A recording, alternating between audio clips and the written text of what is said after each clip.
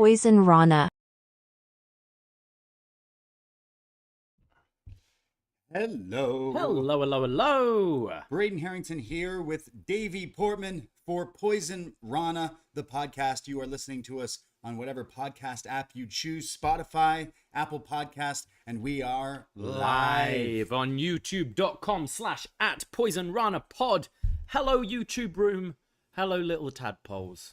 Tadpoles, friends. I see some in the YouTube chat right now, and I see you maybe in the YouTube replay, maybe hours from now, minutes from now. Years from now, we see you. You're just visiting us from the year 2036. Just going, I wonder what happened the week what were their ending thoughts? October 22nd, 2023. I just got to hear these guys talk about Mystico. What's going on? Exactly, yeah.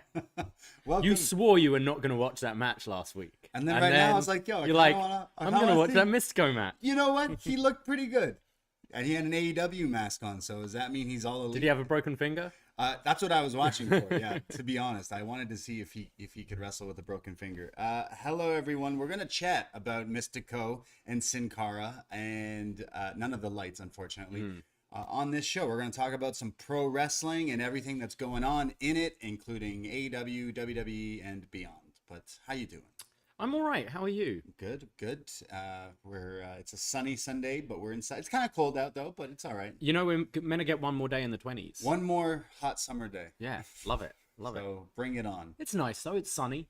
I always like this. Fall time. We're like what, minus a week away from Halloween, almost a week away from Halloween. Yeah, like 10 days, something like that. Yeah. So got your costume?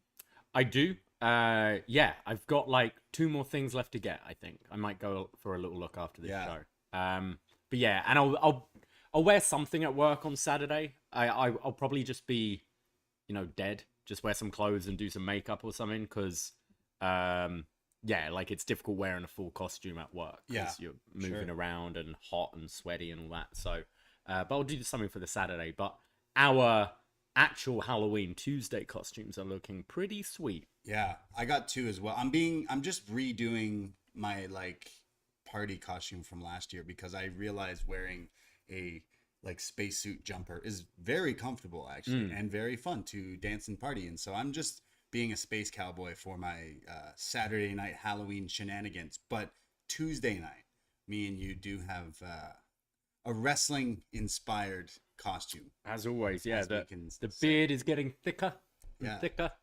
Who could you be that you're growing a beard at? What wrestlers have beards? Let's try to go through this list, everyone. Yeah, YouTube chat. Tell us your favorite bearded wrestlers. Shout out beards. First of all, best match ever, beards. I think you could rock a beard. You get mixed reactions from it. No, people seem to be liking it. To be honest, you look fine. Yeah, especially like wintertime coming. It's not. I mean, then you're perfect for November. November 1st, just shave it all off. I just shave it off. Yeah, I'm not a big fan of the mo. You'll be ahead of the game if you just shave everything but the stash, which please don't. No. Should I do a handlebar? Oh, I mean, like, yeah, have fun with it. I feel like work would have some words. Yeah. Yeah. If you had a handlebar mustache, maybe. You could borrow my Harley shirt. God, no. Walk into work. Absolutely not. Yeah, we got our Halloween costumes, and I think they're gonna look pretty good. We always deliver on Halloween, and I think we will this year. Yeah, we're gonna have some fun. So definitely follow the socials, and we would love to see yours too. If you're working on your costumes, show us your photos if you got any. Yeah.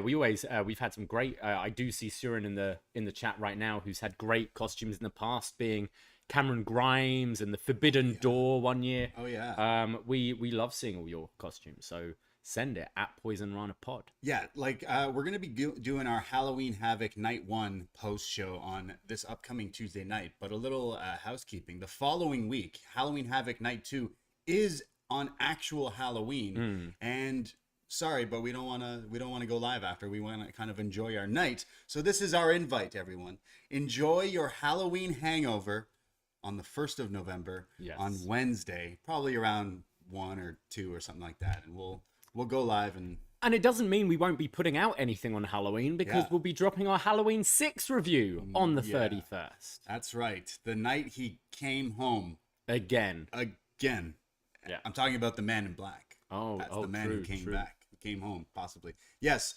we are going to be recording this Wednesday, actually, some podcasts. And one of them is Halloween 6, which will be dropped on this very free feed. So looking forward. I know most people are looking forward to these. We do this every year, and now we're at Halloween 6, the last one with Loomis in it.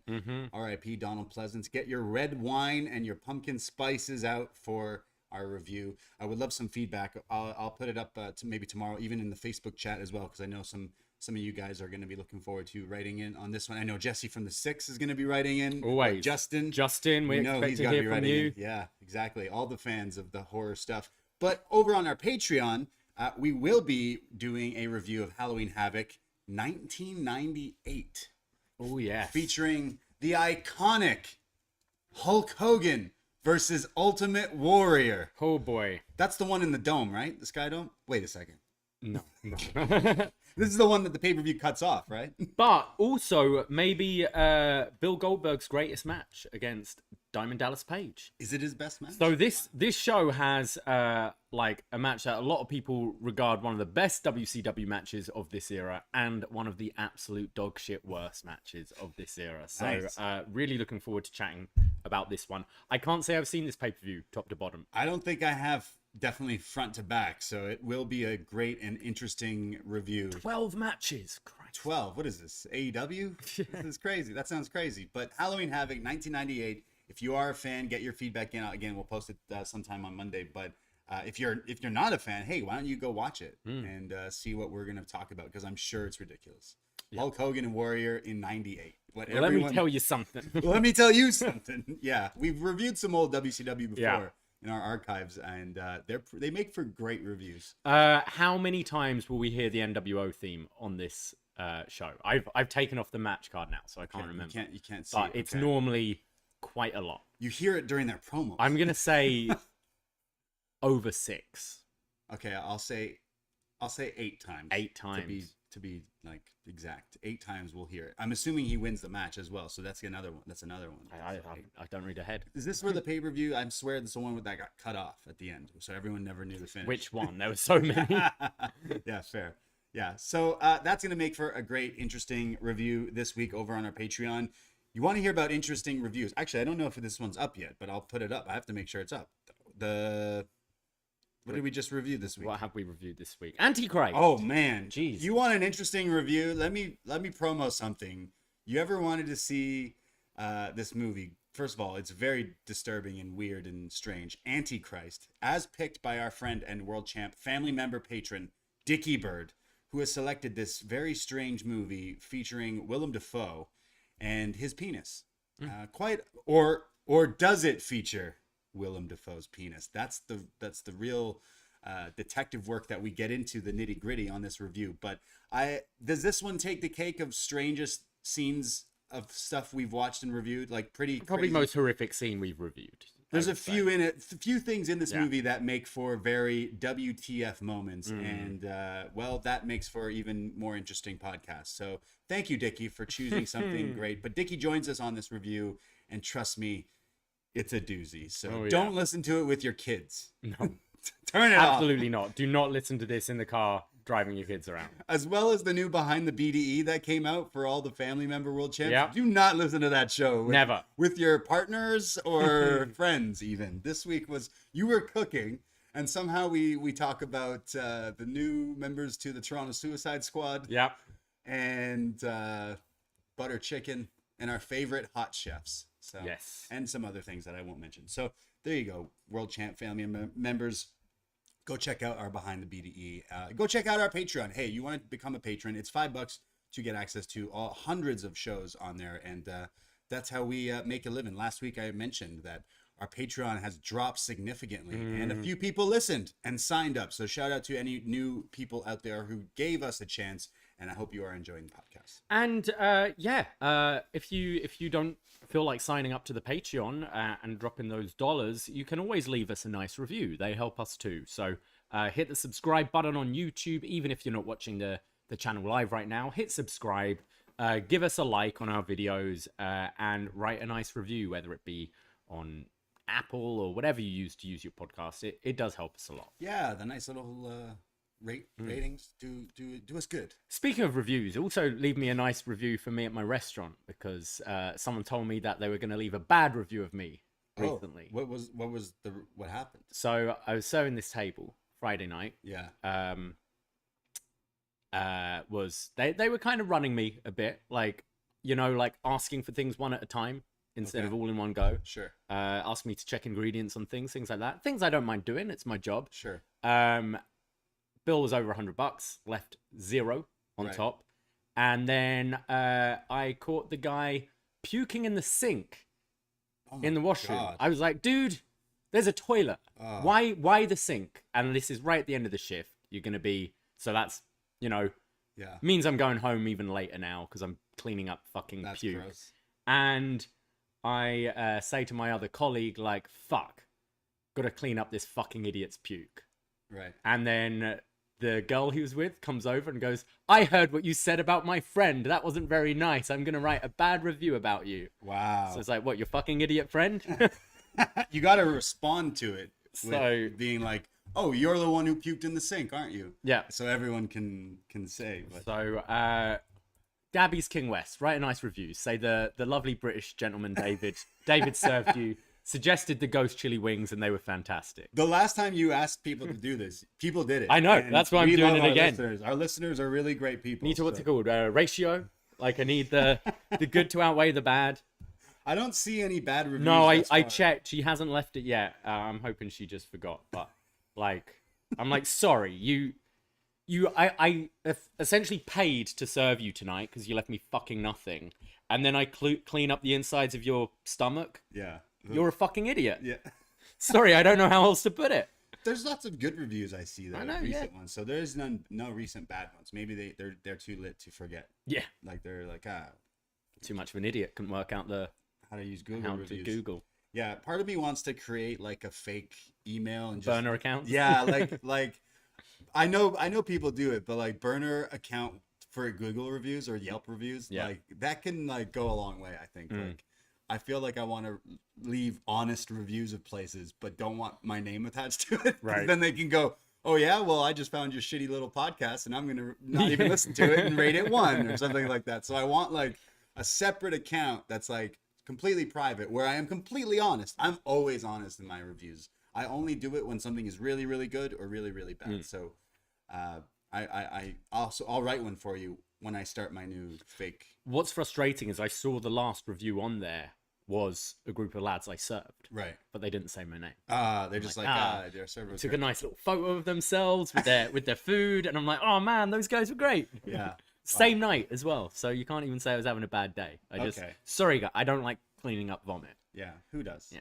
But there you go. Everyone go write Gabby's King West, the British server David. Yeah, you got to specify my name because there's 2 of us. There's 2 Brits.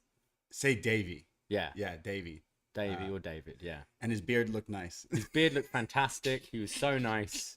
Gave us the best experience. Great advice. Told us where to hit up in Toronto. Yeah. Changed my life. 10 out of 10. I think I'm going to go and listen to his podcast on Sunday. Also, the buffalo chicken wrap, superb. It is my favorite thing to get at your Gabby's.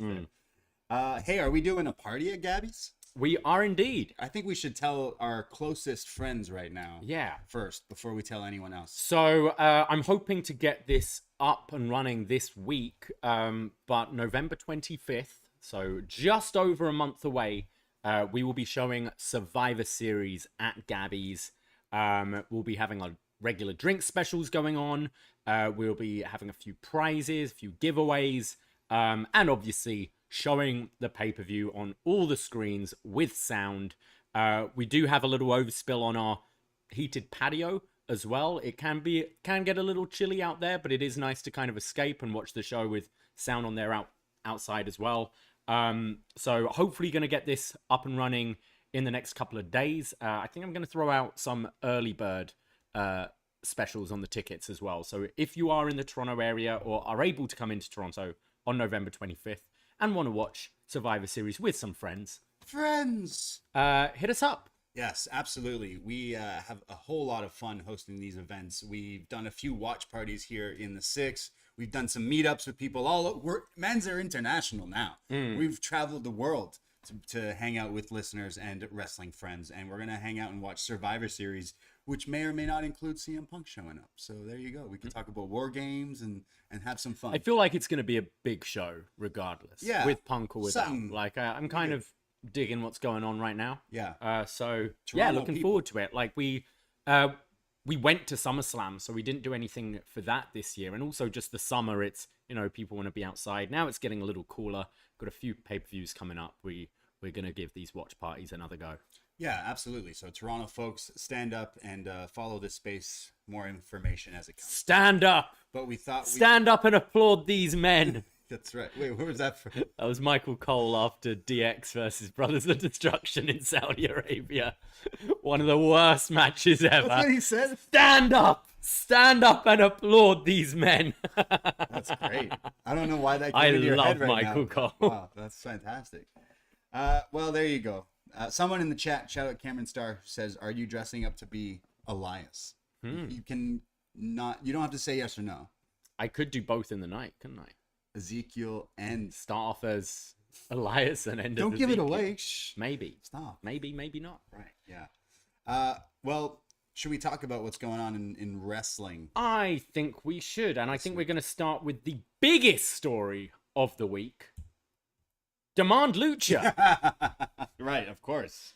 How could we not? We did see some live wrestling this week, and well, we always have fun at our friends Demand Lucha in Toronto. They had a Lucha des Muertos? Lucha de los Muertos. Yeah, hell yeah. I'm on day 97 of Duolingo. So what does it mean?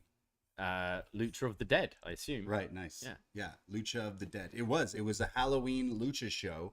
The main event, Gringo Loco versus Jack Cartwheel, which was awesome. Didn't disappoint. Lots of cartwheels. Yeah. Even Gringo doing cartwheels, which sets up a rematch in a ladder match they've announced for their December show. I think it's December 14th, a Thursday night, and it's Gringo v Cartwheel in a ladder match. Oh, yeah. And if Cartwheel loses this one, he'll never come back.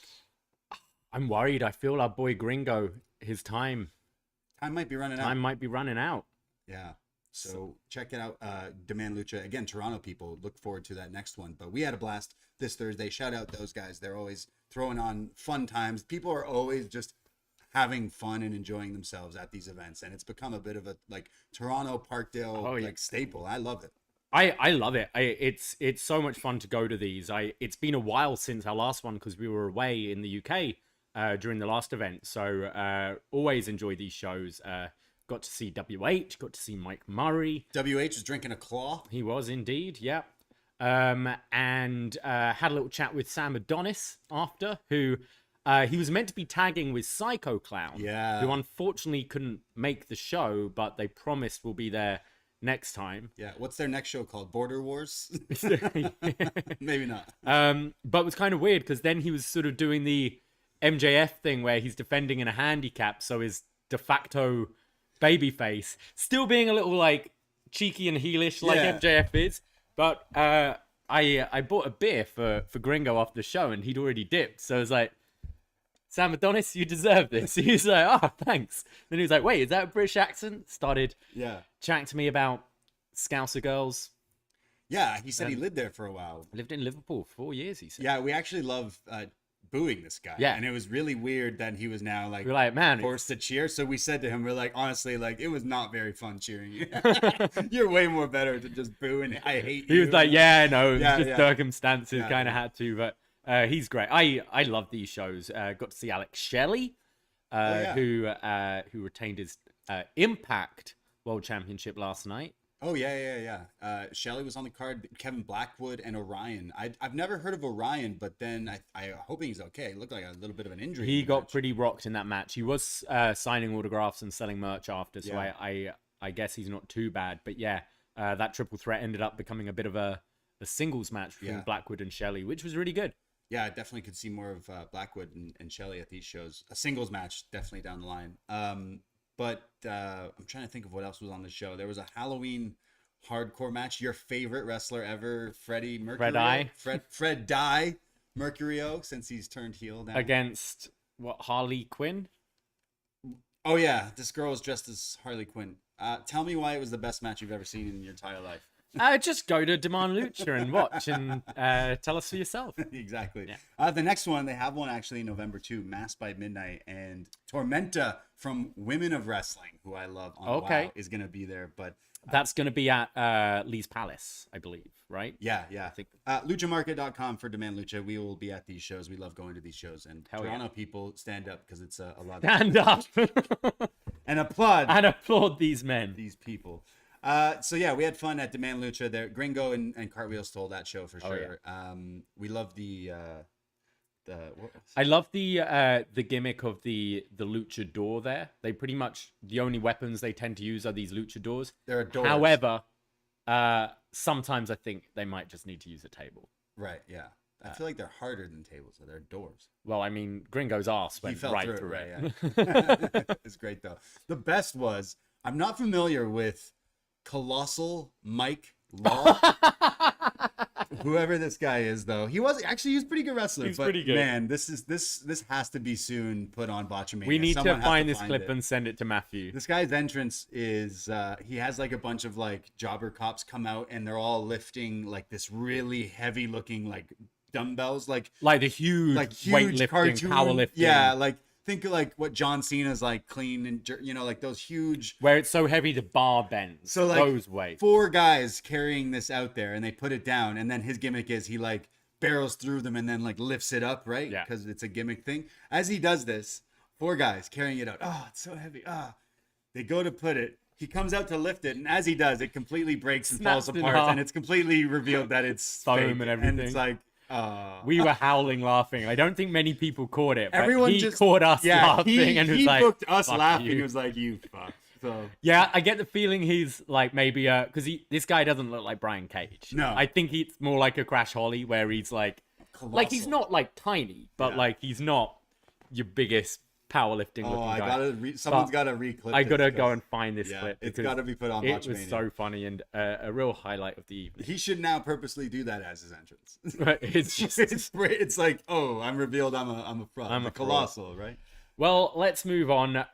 We had a lot going on in WWE this week. Sami Zayn is now on his own on Raw. Kevin's gone to SmackDown, and he kind of laid down his plans about how he sees himself as a world champion competitor and has his eyes set on the World Heavyweight Championship. Now, obviously, Seth has that title right now.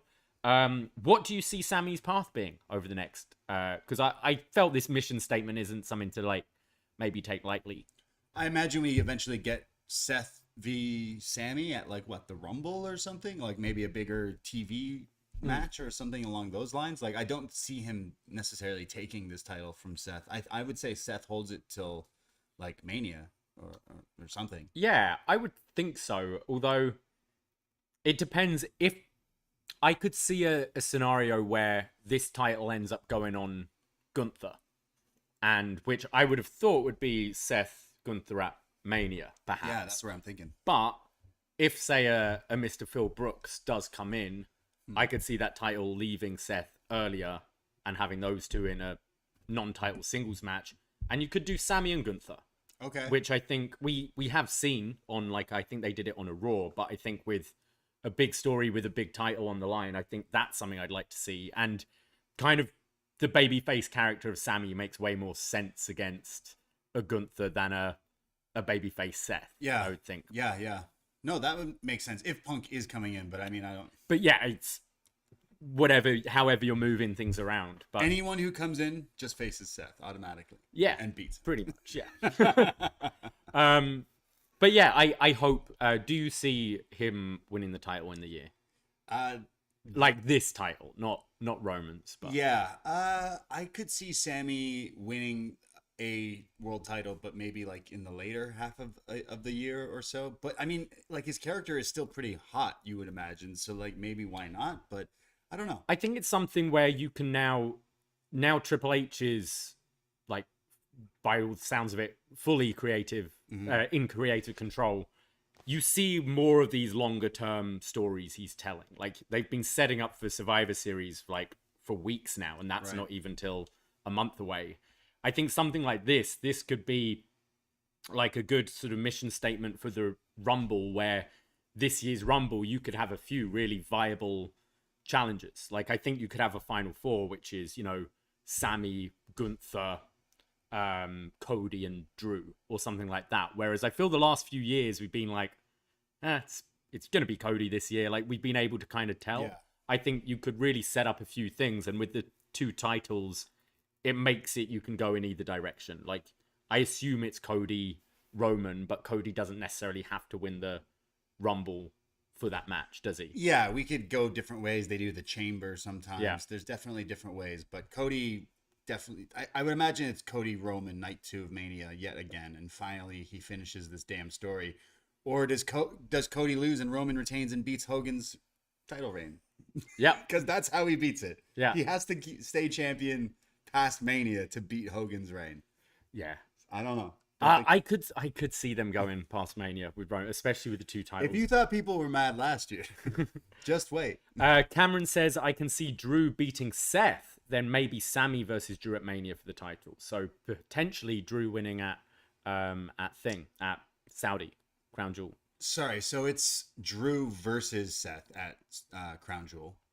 Drew versus Seth. Yeah. Yeah, I don't really think they should put it on Drew at this point. I'd say Seth is a way hotter character right now. I think they've been doing a great job with Drew at the moment. The with heel this. Drew? Yeah, but like a logical heel. Like him being, man, I was the champ. Like his promo, I thought him and Seth's promo this week were really good. Drew basically being, look, I was the champion and held down the fort in front of no one. And yeah, I'm bitter that I didn't get my moment at Clash of the Castle, and all of you have got over being screwed by Roman. I haven't. I want, like he said something like, I want the fans sing your song. I've never got that opportunity. And I think he's because he changed his song from Broken Dreams. If you kept the good theme, yeah, what do you expect them to do? Da da da da da da Yeah. da da da da. Would be quite fun.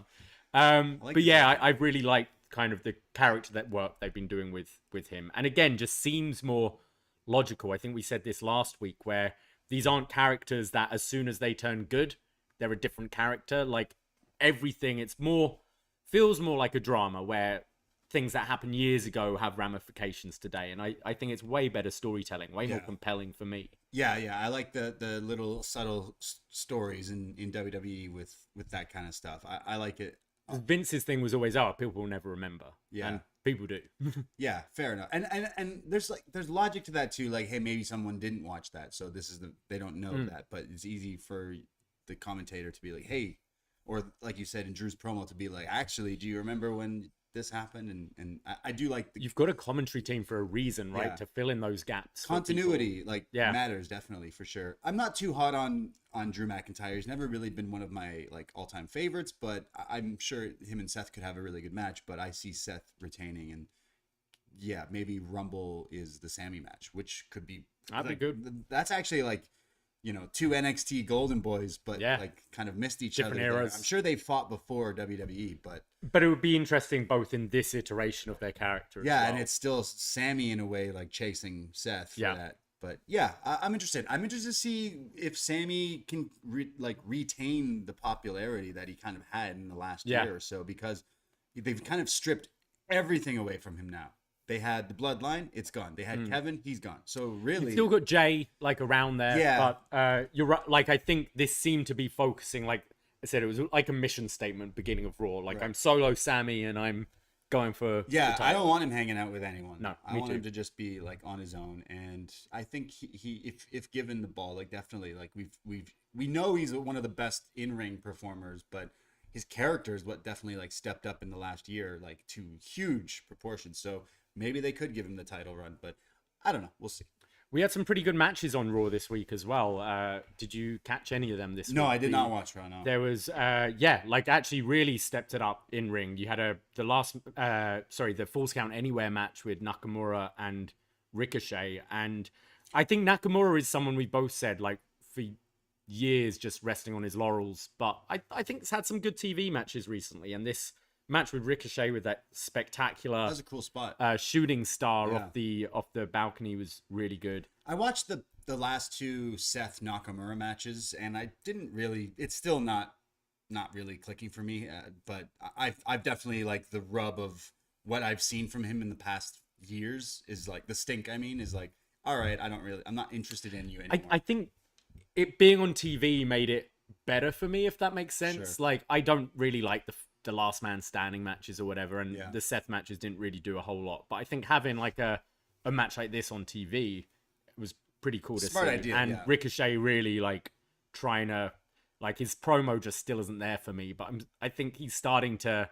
It's clear Triple H is putting something behind him to try and make him a bit more of a player there. Yeah, I don't want to be the WWE's copying AEW, but ever since AEW's been doing the like arena anarchy stadium things, clearly WWE's like, fuck, why aren't we doing that? So there's way more like integration of spots being placed in other things. I'm thinking back to the Sami and Kevin like hockey jersey spot in that match. Like for years, WWE would be like, okay, we're gonna fight right by the bell keeper. They're always going to break that damn barricade. Wrestlers, kayfabe wise, must be so stupid that they always lean against that one thing that happens to break over. But that like other area that they always clear, they always fight there. Yeah. Like, even in the video games, you could fight in that one area. But now it's like, hey, why don't we like go over there? And they used to do that a lot. They used to in Attitude Era, but and I think just from like highlight reel point of view, they've been getting better. Like just that clip of Ricochet, that should be played loads, you know. I think of AEW and I think of all the like crazy spots they shoot, like what in the Anarchy Stadium matches or whatever. They instantly take those, and like the next week, it's on their intro to the show or the commercials for their shows. And WWE right away is back to doing that again, where it's like, hey, look, Raw, look at this spot of Ricochet shooting star off like the crowd, and it's like. I like that a bit more. I feel like it's been used a lot more in WWE. It must be a Triple H. And in a way, I prefer to have those kind of things on TV rather than and then have like just really good wrestling matches on your pay-per-views. Whereas I felt they burnt so many big stuff, like just, you know, falling off a cage or whatever, and you forget about it instantly. Yeah. But I think you do it on a Raw and you get such a bigger audience seeing it. And sometimes like we've had both Raw and SmackDown on at the bar at work. And you do notice people talk. You hear a lot of, oh, what is this fake shit? Right. And then you hear, oh, that's John Cena on the screen. Holy shit. Who's that guy? He's climbing a balcony? Oh, whoa, what was that? Yeah. You know, whereas I think as wrestling fans watching like just the PLEs, it's another big stunt and you forget about it. Yeah, but you should do it more on TV, I think. Yeah, they did it in The Last Man Standing with Seth and Nakamura where he fell on the mattress. Yeah. Which no one seemed to be talking about, but...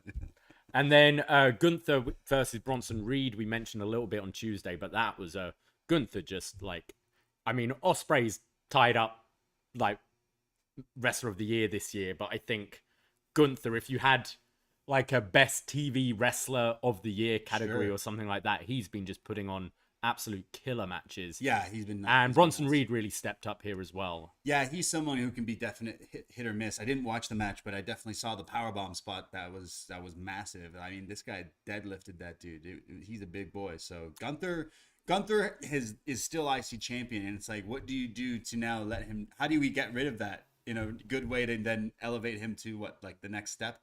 I would imagine Seth Gunther is something we get in the next few months, whether it be WrestleMania, like we said, Punk aside, because that is a match you want to see. Seth Gunther, Cody Gunther. Like as soon as Gunther is world champion, and even though he's making the IC feel like it is, which is great, but Gunther and his boys like running shit is definitely something I'll be tuning in to watch because he's great. Like the way he's been brought into WWE and just got jacked, didn't change the way he wrestles, but changed like the way we were all worried about the aura of him going away, and I think that has not, and it's gotten even bigger. It's interesting as well because sometimes this style doesn't necessarily translate, but talking to people I know who are just, you know, WWE fans, just watch it. They love this guy as well, and it's all in presentation as well, I think. And I just think they've done such a great job with him, and I like that they're still protecting Bronson's tsunami. Like he didn't get a hit it in this match. So we talked about the Seth Drew segment. They also set up the women's match for Crown Jewel, which is going to be Rhea, Nia, Raquel, Zoe, and someone else. Fatal 5-way. It's all the big women. But then we finished the show with new tag champs, Judgment Day, coming out on top, beating Cody and Jay and ending their 2-week reign as champion. Can you feel him, sir? Not anymore. Yeah. 2 weeks? Damn. I think this was kind of fun though. Like giving them that run. They had the iconic moment where they're lit. The press conference. Yeah. And then they drop them again to Judgment Day. I think it's a bit of a fun little like TV storyline that Judgment Day having the titles again, good heels to hate on until another team comes around and finally knocks them off. So yeah, I feel like we could have maybe gone a little bit longer. Me too. Especially, I don't necessarily see a big singles feud for Cody right now. I think we know when we're getting into like the road to WrestleMania, he's going to be having singles. But what's his Saudi match? I don't know if there is one yet. Yeah, is exactly. there? Yeah. And that's where I feel like, you could have kept it on them a little longer, especially going into Survivor Series. I assume we're going to have these guys on a team potentially as well. War Games. But what do you see next for like Judgment Day? Who do you think the next challengers for this are? DIY? I mean, they're feuding with Imperium right now. Yeah, and they're heels too. So I'm not sure. They got there's no like hot babyface teams, I guess, really. Yeah. Right? And you're not even like I thought as well, having Cody and Jay, you'd maybe go to like Jimmy and Solo challenging at one point. So I don't know, it feels a little soon, but they're not on the card right now. Bring in GYV. GYV. I guess you've got I can only think of heel teams at the moment. Viking Raiders, you got Street Profits, you got they're on the other show. Yeah, and they're bad guys. Well, they're tag champs go across. Oh right, of course. I forgot. How could I forget the rules of draft? They're unified. They're both champs. They're Raw and SmackDown. Yes. Well, on SmackDown, we kind of forgot to mention last week about the Logan Paul versus Dickhead fight. Yeah. We talked about it briefly on Tuesday, but I mean, it's kind of funny that Logan Paul wins this boxing fight, and funny is the right word because that other dude was fucking atrocious. Yeah. Twitter fingers. Who's now calling for the MMA fight? And right. Logan Paul's like, I'm good. I'm good. Thanks. So Logan Paul wins this boxing fight and then goes, but this is just a hobby. The real thing I want is Rey Mysterio. I want your United States Championship. And it's like, wait, what? And you said someone at work thought that it was like he was challenging Rey Mysterio to a boxing match. Yeah. It's which, hold on, let him cook, because that could be amazing. Rey Mysterio versus Logan Paul in a boxing match. That probably should be the crown jewel match, but alas, it's just a singles match. Yeah, I'm like Logan Paul's completely won me over. Me too. I think his promos have been great. I quite like his drink. You like Prime. I like Prime. And his wrestling has been hitting. And I think I know people really like hate this influencer shit, but it's just modern day business, right? How you promote yourself and things. And I think he promotes himself really well. And, doing that boxing fight, which so many people are like, I hate this shit, but they watch it anyway, and promoting WWE in the same kind of breath as well. I think it's really good. And I think against someone like Rey Mysterio, who everyone knows who he is, I think it's a really smart move to do. Yeah, so he calls out Rey Mysterio on this like boxing fight while he's still in the ring, while Jake Paul is still wiping his nose. You could see Logan Paul cutting a promo, and everyone's like, wait, what is going on? Is this real? Is this what is like? So great promotion, honestly, like a fantastic promotion. And you could tell he's got WWE support behind him, that they're going to start pushing him. They were showing highlights from the from the fight. Yeah, highlights.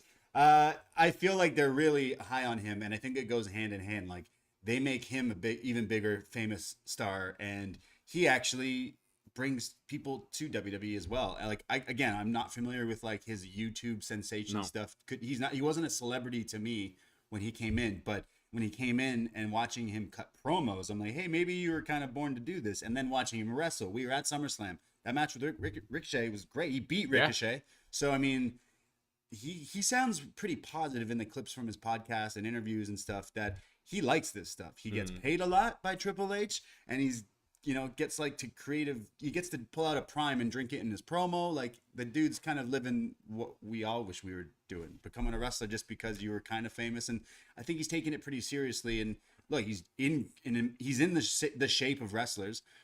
He's so tall. I forget how tall he is, and obviously Rey Mysterio isn't the tallest guy in the world. Oh my god! So looking at them next to each other was crazy. It was like you were like the Big Show next to this guy. SmackDown, he comes out and he's like, it's weird because he's basically saying like, hey, the guy I beat is like this troll and yada yada yada, but then is also playing a heel in WWE still, so it's kind of like mixing a little bit of the weird thing.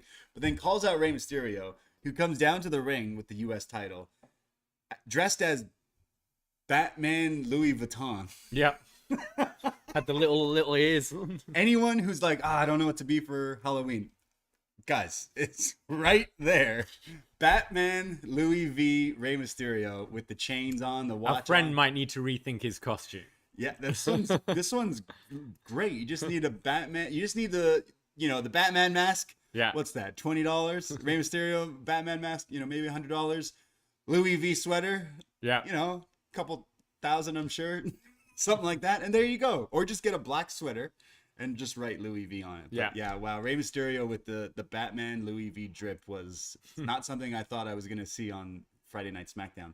But I like the promo battle between Logan Paul and Rey Mysterio, and I think Logan Paul takes the title from him. I think he should. Yeah, it makes a whole lot of sense. He can go on his podcast and have this around and promote it. Yeah. And I think whoever, it builds up big matches for your PLEs. Logan Paul defending this against whoever. I see Dom getting involved as well. I think Logan said something about how he'd want to team with Dominic Mysterio to be the most hated tag team ever or whatever. Right, but right. I see him getting Dom involved somehow. I'd already say he's a better wrestler than Dom. But, but that's a dream team of haters. Does Logan Paul do a 619? Yeah, I mean, he does the buckshot. What else does he do? What's his finish? I can't even remember. He's done a frog splash. Yeah. I see him doing a 619 in this. Oh, yeah, right. On Rey Mysterio. On Rey, yeah. Yeah, sure. So you're thinking maybe Dom helps him win?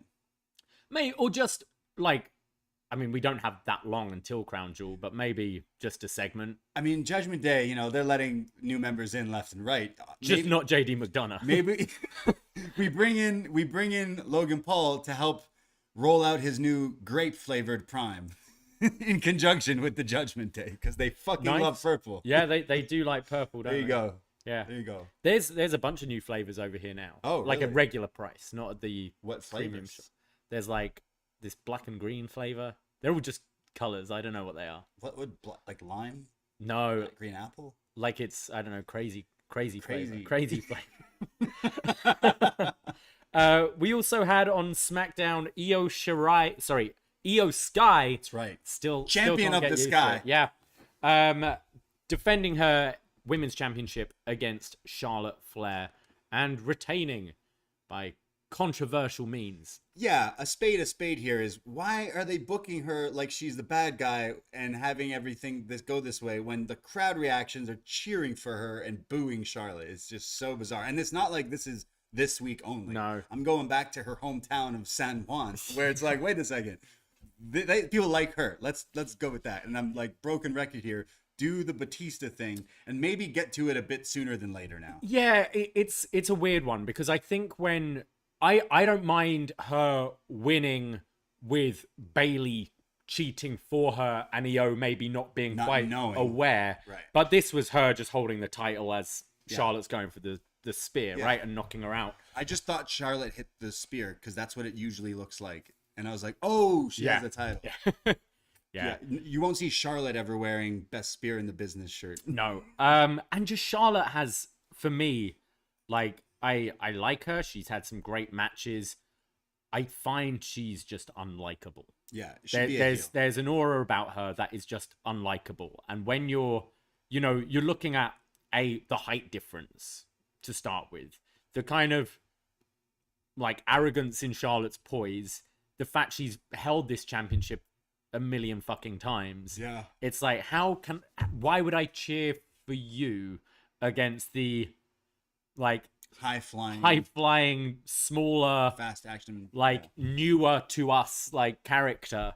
It doesn't really make a whole lot of sense. I agree. I assume we're getting Bailey Io eventually, but and then Bianca returning, who I'm a huge Bianca fan, but laying out Io, it's like you're not baby facing yourself to me, at least. And maybe a lot of other fans watching are like following the narrative they're telling, but it does feel a bit weird. It's a bit backwards for sure. I was head scratching at Bianca taking her out, but they're booking Io as the heel, but she's the heel that people like, which I guess that's wrestling. But it's like when it's right there to just be like, hey, you're the babyface, you're the champion who beats everyone, and just I'm assuming Bailey is what, Mania? Are we gonna go all the way that way? I think there's a bigger match than that. I'm sorry, it's not hitting as well as I agree. As I like. Like I think she'd just be a better. I guess she needs like the mouthpiece of having her in Dakota, but Io versus Bianca would be a way bigger like Mania match. I think maybe they might not be pulling the trigger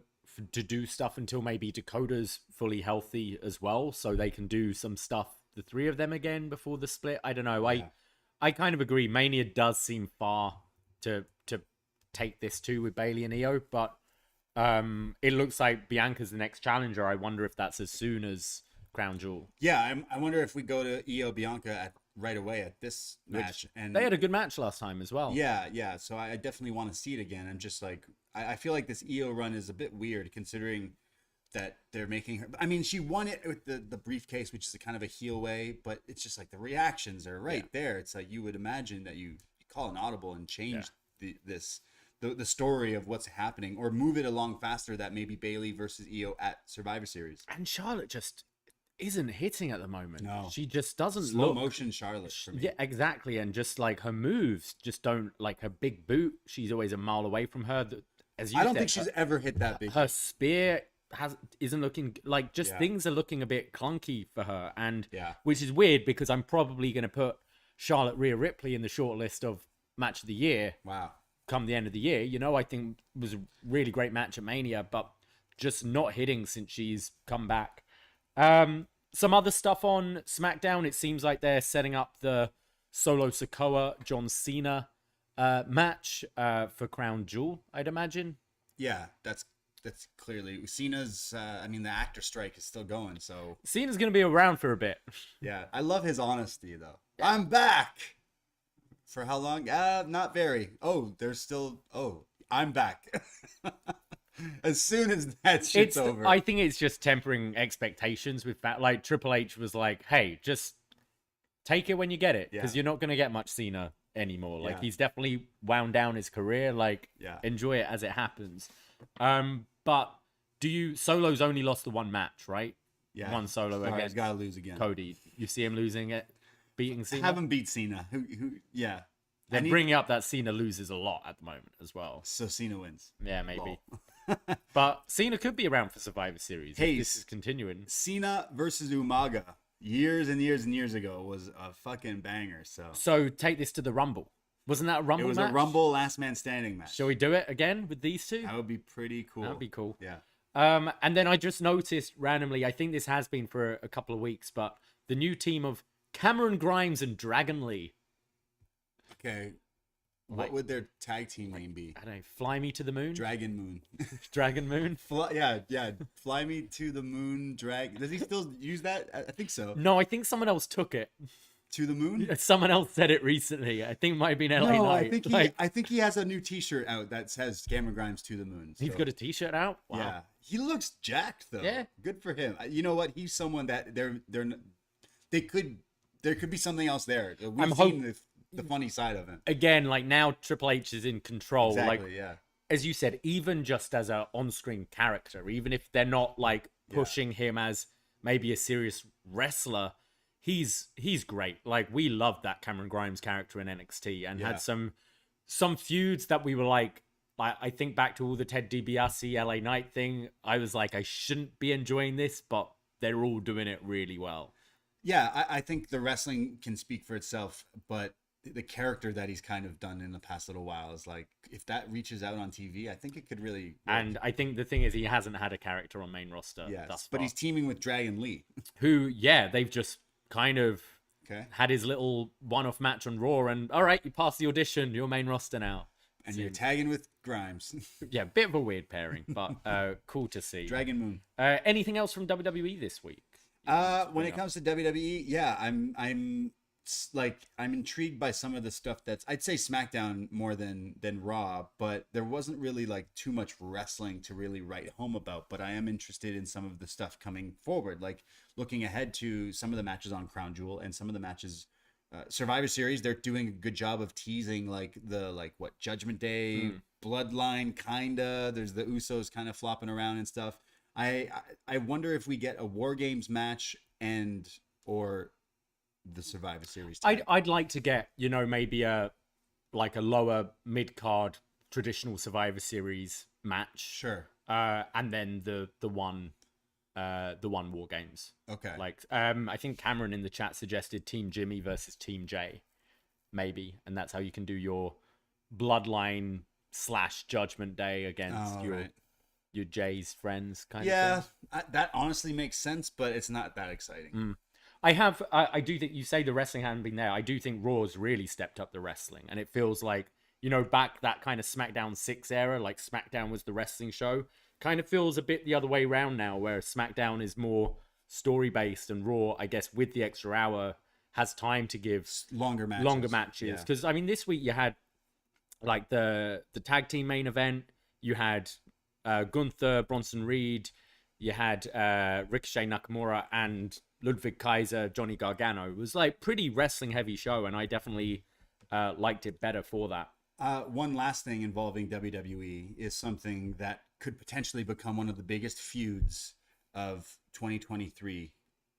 Grayson Waller versus the Swifties. Oh. Have you seen this? It was only a matter of time before a heel wrestler decided to attack Taylor Swift for reasons I'm not sure. And Grayson Waller is pretty ahead of the curve when it comes to heel work in the world of wrestling and social media. He put out a tweet the other day that definitely rattled Taylor Swift fans, or Swifties as they're called. I quote, "I'm not the type of guy who'd settle for a 6, but to each their own." Referring to Travis Kelce. Right. Which then a lot of Swifties came online to the defense. Who even is this guy? Who is this guy? I was going to say, he's still alive? Like, what happened to Grayson Waller? No, just like Swifties. They're like...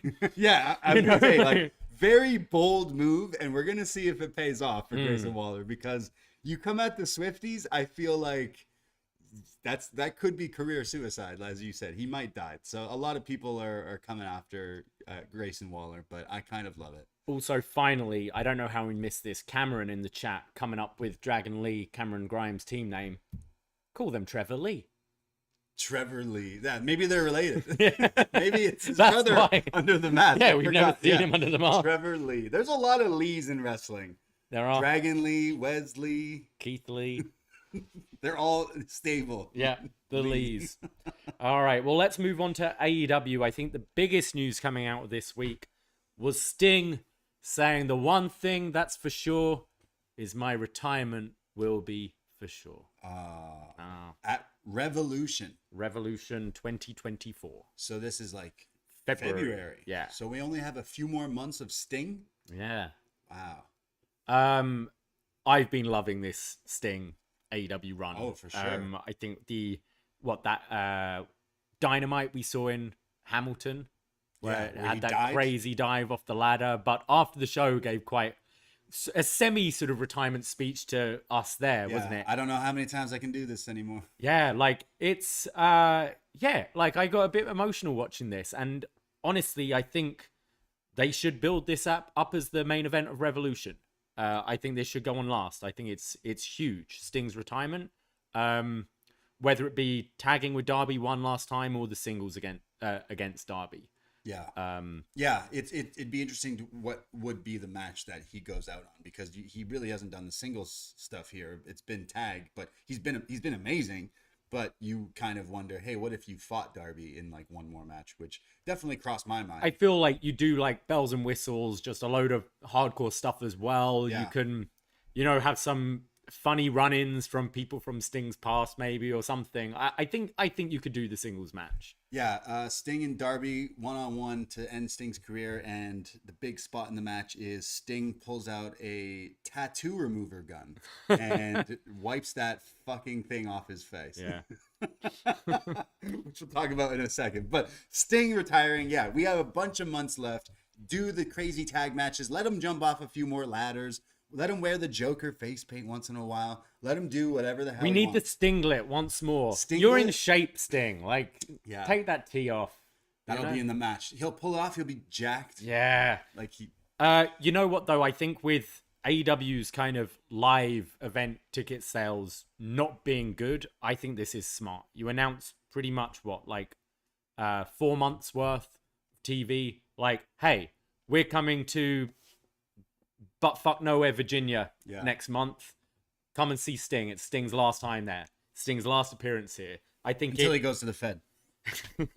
But I think it's a good way of shifting tickets. If say we'll probably go if they go to Buffalo or whatever. But I think if we knew, might be the last time we get to see Sting. Like, it would certainly make me go a little bit further to see him. And I think maybe even if you're not particularly an AEW fan, and if you promote it heavily, which is something I don't think they do well enough, and I think they used to, is promoting in the local areas, like way ahead of in advance. Yeah. Have Sting doing interviews, like radio interviews in these different towns, and just promote this retirement tour as a big deal. I think it could really help with their ticket sales. I think so too. He's obviously a legendary wrestler. A lot of people know him, and he has had a great run as this character in AEW. So letting him do what he's been doing for a few more months, and then cap it off with like this big kind of Sting-abration, like, why not? And there's definitely like, what other matches would you quickly do, like tag matches, meaning, or like multi-man matches? Because he's not going to do a bunch of singles matches. Right, he needs to do something with Edge, I guess. Like, yeah. A team with Edge, at least, right? Yeah. Like, team on the side of Edge. There's has he done stuff with FTR?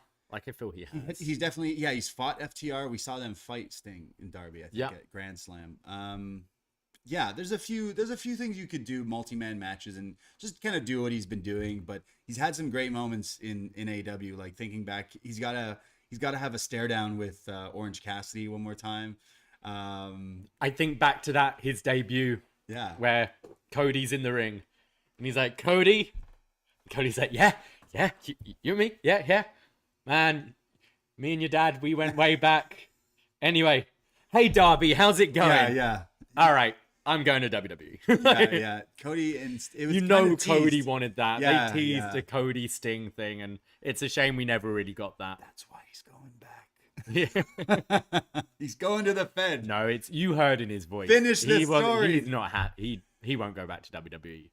Never say never. He sounded pretty like he's still like kind of bitter about. He has, what happened there. He has kind of like, they didn't tarnish his legacy or anything, but No. they had him job in the daytime as Triple H and the Terminators. So yeah. Underrated match though. I really enjoyed that match, to be honest. I thought it was that's really when fun. everyone just turned off this podcast. We do that. It match was is fun. The match is ridiculous. Yeah, absolutely. But I love Sting, and I've been loving this run, so definitely interested to see what they do. Do you think we're gonna get to see Sting, you and I, one more time? Yes, possibly. I mean, they're probably coming here before February. They're gonna probably announcing some things. I would hope so. nearby. Yeah, they haven't announced any like Buffalo or A buddy of mine recently, is have they? going to Dynamite on Wednesday, and he has offered to take me, but it's in Philly, and I'm like, I don't really want to. He's driving there. Yeah, and I'm like, ugh. Then they announced Okada, and I'm like, I'm not gonna go, but pretty interesting. Why not? Maybe we get that Do match. it. Sting Sting versus Okada. Why not? Are we getting? I think as much as some people might not like it, I think like just one more time on screen, Ric Flair and Sting. Oh, I think possibly involved. Well, he's still Rick's never been on AEW TV, has he? no, but I think they kind of brought him back into the WWE fold, didn't they? Legends Legends deal and stuff. I don't know. So Sting's going back. I could see definitely some videos like being sent in, and I think it's something where you might get like WWE allowing some people to send in a video. Because we had that vice versa, didn't we? I think we had like Danielson and Jericho sent in something for. Who was that for?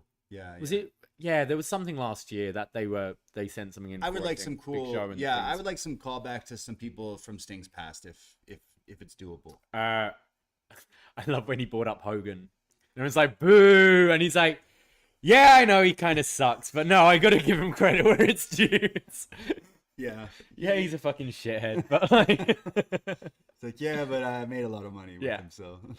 Well, other stuff on Dynamite this week. I thought we had a bit of a killer match with Kenny Omega and Kyle Fletcher. I mean, yeah, Kenny's my guy. This match was great. Kyle's definitely stepped up. Poor Mark Davis with the injury, with the snapped wrist, but, you know, making the best out of some talent here. And Kyle Fletcher is young talent that wants to scrap, and you can kind of see it. He's being put in these opportunities. I love Don Callis the whole match, like hyping him up, and then the second the match is over, he's like, I knew this guy was shit. This sucked. Crap. Actually, a really great match on Dynamite. Kenny Omega. Fletcher's really good, actually, isn't he? He is, yeah. He's really good. He's actually taller than he kind of. He's very across. Yeah.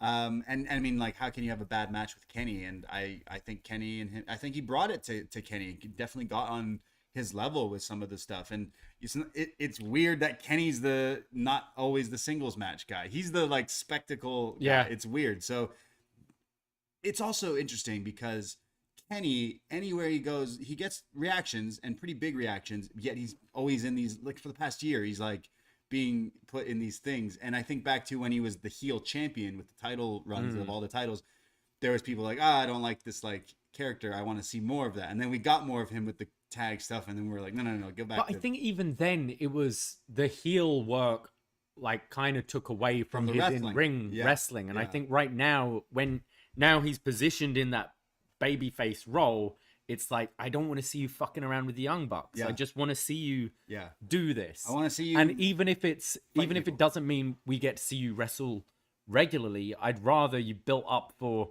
a singles match once a month than give me like a month full of trios or whatever. You watch this guy, and like you have people, you take your friends to a show and they're like somewhat watching, and then you watch a Kenny match like this one, you're like, you get sucked into it. You're like, this guy's is insane. He's just incredible. And you know what? Kyle definitely brought it to, like I said, brought it to his level, and I'm sure he'll have a great career here in AEW. But I want them to promote that. Like, why don't you go, hey, in 2 weeks when we do come to your town, we're not selling great tickets right now, so promote this. Like, I don't understand. They're usually pretty good at promoting, like, hey, on Dynamite this week, but like, why not go a little bit ahead of that? Because your issues and everyone's clowning them for the ticket sales and stuff. Like, mind you, like back in the day, wrestling used to give tickets away for free all the time, but like, you could be promoting things a bit more, and it will go like a long way. So I don't know what the disconnect is. Yeah, and it's like some of these houses aren't bad, but it's the thing is you move it all around so it looks great on TV. But then everyone's sending the pictures of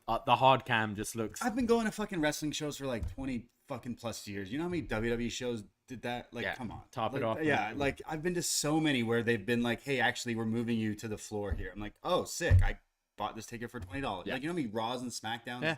Like, I know right now it's because they're competition. Every but like, theater does that. Like, I was a member of theater clubs where I get West End tickets all the time. Or like, I knew the trick where I'd look at a seat map and go, oh, this isn't very busy. I'm going to buy a $10 ticket in the top balcony. They're not going to hire 4 ushers, bartenders, security for the top floor. They'll go, hey, do you want these $100 tickets instead? It happened when I went to Broadway to see Beetlejuice. Yeah. I got these tickets seeing like, hey, no one bought up all these. I bet you they'll push us forward. This is exactly what happened. It's nothing new. And so, but I'm like, I can still be critical of them because the thing is, they were selling more. They were selling a lot more. Like, and it's like, hey, maybe if you just did like better job of like promoting things, you would get people interested again. And of course, people are like, oh, it's just because they're not doing stories and stuff like that. I think they are, but it takes a lot for someone to spend some money and show up to your shows, and they kind of need to realize that and promote things just a bit differently. I myself, I can't think of different ideas that they can, but that's why you pay people to do that, and promotions, and do promo in the towns you go to. Do promo before you go. Like WWE going to that again. WWE has a fucking house show here. They used to do promos over the phone for like TV shows. All They these, like WWE would so often like they'll come to Toronto and they'll announce the next date here at that show. Always buy tickets now from every the box show office, or tomorrow it's available from the box office, or something like that. So that was fun. Let's get it. Let's secure it for the next time. Yeah. Things like that help for sure. They definitely rely a bit more like they. I don't know. I don't know what they need to do, but I do think there's wrestling fans who are willing to go to these things, or people who are willing to go, but like I don't necessarily think going to smaller venues is the better thing, because you've already done these big ones. And when you do like pay-per-views, they tend to have a lot of people there, but it's the week by week, and going to Chicago and to these places like all the time, maybe that's also me going back as just a fan of, you're doing too much, man. Because you came to Toronto in June. Like, I didn't want to go to all these other shows because it's like there's just so much going on. I can't afford to go to 6 shows a week and yada yada yada. But they definitely need to think about what they're doing with their live events, because it's just like 3,000 people in a 12,000 seat arena, which looks pretty shitty. Yeah. Moving on from Kenny, he had a bit of an interaction with MJF, which we're both watching it and go, wait, have these two ever interacted on TV before? Boy. I don't think they have. Well, we might get that. And that was a match that I didn't think I wanted until they kind of presented it. 13 days, bitch. Although doing that, you feel like you should have Kenny challenge before his reign is up, but it just feels very soon, and we're building Jay White and all that. So they did this bit on, I saw someone put this on Twitter. They did it on BTE, which MJF had his first ever appearance on Being the Elite, where he walked into the dressing room being kind of phony MJF, saying hi to the Bucks, and then goes over and does, like 30 days. And then now he's done it on TV with the 13 days. But it was Kenny's rebuttal that had my interest, because he went, oh yeah? Okay. And now they've announced Kenny Omega has a promo next week on Collision, which some people are assuming he then challenges MJF to a match. So, I don't know. So you do this before Full Gear? I wouldn't, but... No, it just seems... I love it. Like, I love that he's not the only one as well. Wardlow, had the... beef with MJF. The MJF wrist tape on. Samoa Joe's been... I imagine this is probably all building to the Eliminator tournament that we normally get the finals at Full Gear. Oh, okay. Right? Right. So you could do Kenny versus Joe in the final of the Eliminator tournament, or something like that. And then maybe set up Winter is Coming, which I think could be a pay-per-view this year in December, because there's a rumored December pay-per-view. Cool. But you would kind of want to see, if you're going to break a reign, you kind of want that championship match before the reign is broken. Like, if you beat Kenny, you surpass his reign. So it feels a little weird to do it. Absolutely, after. yeah. The main takeaway is we want that match. This match, and not a problem, but I end up going, oh, I'm more interested in that than Jay White match. But yeah, as much as I think the Jay White match actually could be pretty good and surprising and stuff, now they have my attention with, hey, wait, has MJF and Kenny ever really had a match? And now in the evolution of MJF and where Kenny is at, I think this would be a perfect time to have a match with those two. I'm really that really interesting. Right away we went, and could actually be, if you're squeezing this in at Winter is Coming at the end of the year, that could be a match of the year contender. Absolutely. So please book this match. Have Don, screw him out of the title or something. I don't know. And then what else did we have? Nick Wayne's mom. Nick Wayne's hot mom. Nick Wayne's mom has got it going on. This might have been one of the worst things AEW have done, and they've done a lot of bad shit at times, and I don't think they get given enough stick for it at times. This was horrendous. Yeah, I think it's a good idea having Nick turn heel. Yeah. I don't think it's a good way of what they're doing, how they're doing it now. And bringing his mom in, who, like, has she done on-screen things before? Because I'm not... I hope not, because if she has, boy, oh boy. Yeah. We just need to see Christian's tongue down her throat at some point. That's she needs all to this- turn heel, yeah. get the black lipstick going on. And I think it would be more interesting if she was just like, actually, Nick, I'm proud of you, and then like makes out with Christian. Yeah, I think that would be a more interesting story. But then we need someone to feud. He's gonna feud with Edge, right? Like it's Edge and his team versus Christian and his coalition. But it was bad, but it was fun. Was it JR interviewing them as well? Of course it was. Cowboy hat emoji. It's like, wait. Someone's hot. This kid's hot mom's in the segment. You know what? I got this, TK. Boomer sooner. I keep thinking of, what was it, when Bullet Club Gold beat up Hangman and he's just stood there. It's like, I feel that's what JR has been this year. Just saying, because, yeah, Darby attacked him during this, was it? I'm trying Yeah. JR's just always just like... Nick Wayne's getting beat up and he turns to his mom like, so what are you doing after this? Had his tooth broken, didn't he? That was pretty crazy. Rough. Yeah, poor Nick Wayne. Really breaking his teeth in this business because that was scary. I was like looking at my screen like, wait a second. Did he just lose a tooth? And there's blood on his shirt and everything? Gnarly. Edge just kind of sit down, kind of explaining why he's come here a bit more. Didn't really get much new. He's like, yeah, I came for Christian and now. Yeah, we kind of already heard it already. So I'd say he should be wrestling. We've got this guy who's been coming into work to do some handiwork. Okay. But he keeps coming in and will like come in early deliberately to have some beers before he's working. And he's like, oh, they said I can just, it's like part of my deal, I can have some beers. But he'll come in on like a Tuesday day and be like, hey, is the boss in? I need to talk to them about measuring something for a shelf. I'm like, no.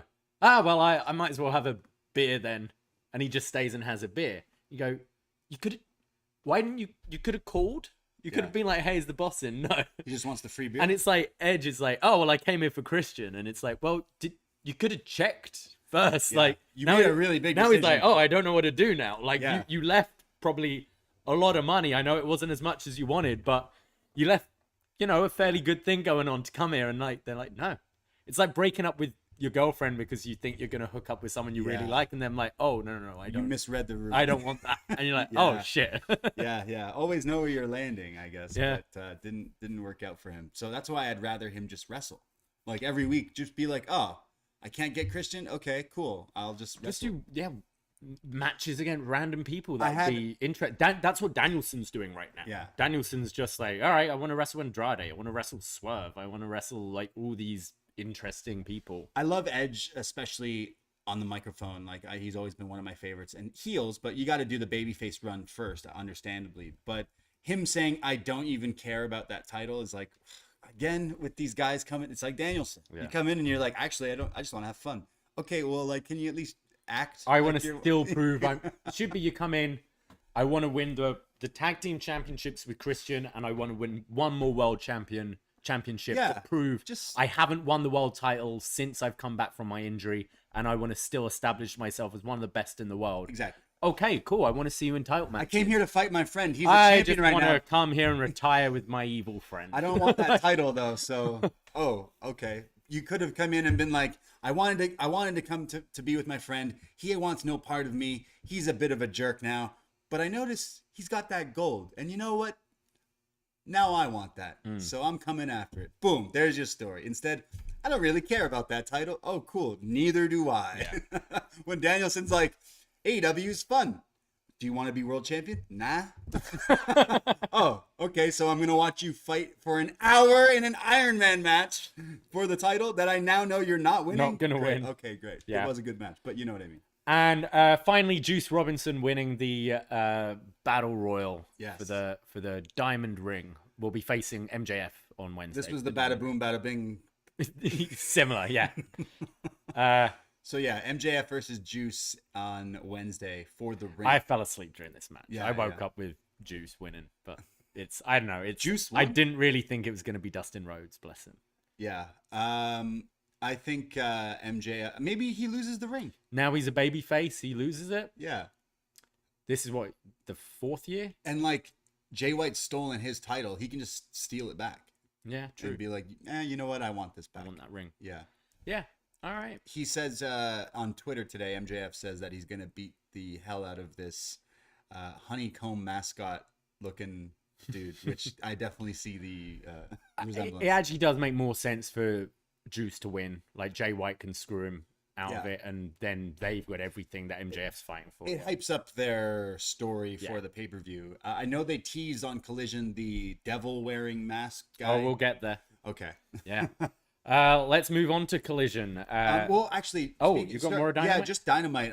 Penta and Jay White actually was awesome. Oh, I completely forgot about that. Was sick, that was dude. a great match. Penta is one of my favorite wrestlers, full stop. And Jay White has been pretty good in AEW. Like, coming in here, he was thrown into some big opportunities. He came in and everyone's like, wow, you made the wrong choice. Why did you come here? You're just Bullet Club. But he's taken that and completely... They've made it work. Yeah, it's like he's completely made everything he's been given good. Whether he was in some tag team matches with FTR that were awesome, but like now in this feud, I'm wondering what they do is like the reveal of the devil mask and his attack and stuff. But I really like that match with Penta. I think Penta is just being underused. I think Jay White is something where having something like Collision does help, because you've got more time to allow a character that's maybe trying to break through on that show, and then you can move them over to Dynamite or both of them as more prominent. And I think Collision's definitely helped Jay White and Ricky Starks. They're probably the main two. Yes. If it wasn't for that show,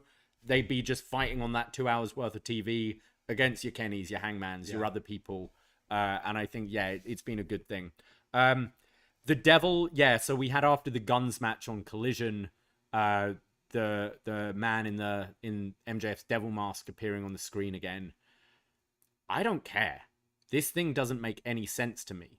Like who it is? It was the heel was laid out, but was fine. Right, he was and he's fine. in the guy he's feuding with's mask, but it's not him.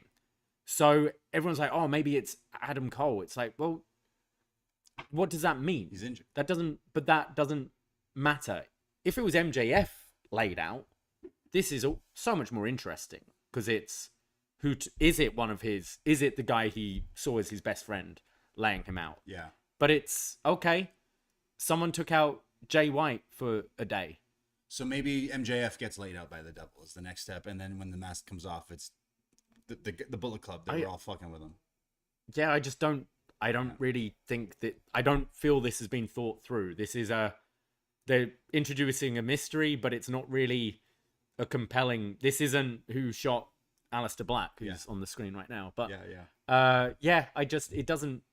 It's still there, but once the reveal happens, I can't say it's like a massively dastardly thing this person's done.